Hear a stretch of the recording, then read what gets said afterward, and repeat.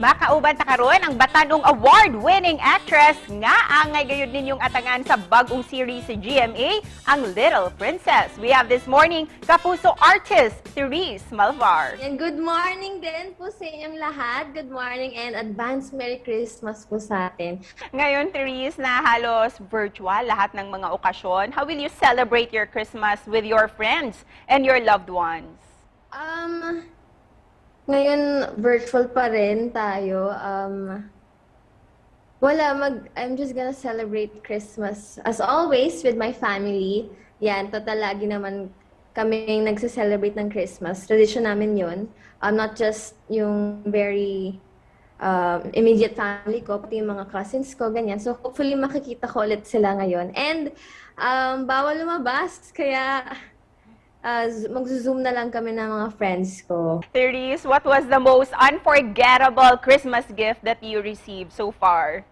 Unforgettable Christmas gift ko is actually nung nag-family reunion kaming mga Malvar, na hindi lang mga parents ko, kundi first cousin, second cousin, as in big family reunion. So, sobrang nakakamiss siya ngayon kasi may pandemic and everything and we can't see each other kasi nga bawal, ganun. So, unforgettable pa rin siya. And speaking of gifts, may regalo ka sa amin next year, ang Little Princess. May we know, Therese, paano ka naghahanda sa role mo para sa bagong series na ito?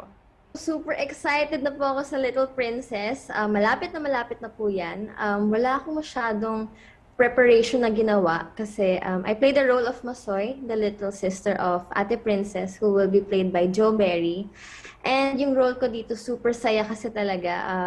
Nasa side kami ng mga light comedy, light drama, comical. So, super kulit ang role ko. And yun, puro adlib-adlib lang kami doon. Kaya At kumusta naman ka-eksena si Miss Jo Berry? How will you describe her as an actress?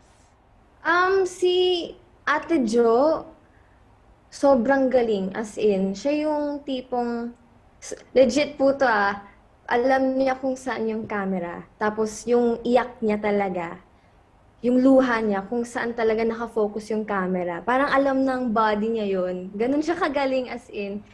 At ano naman yung mga aral na makukuha namin by watching Little Princess?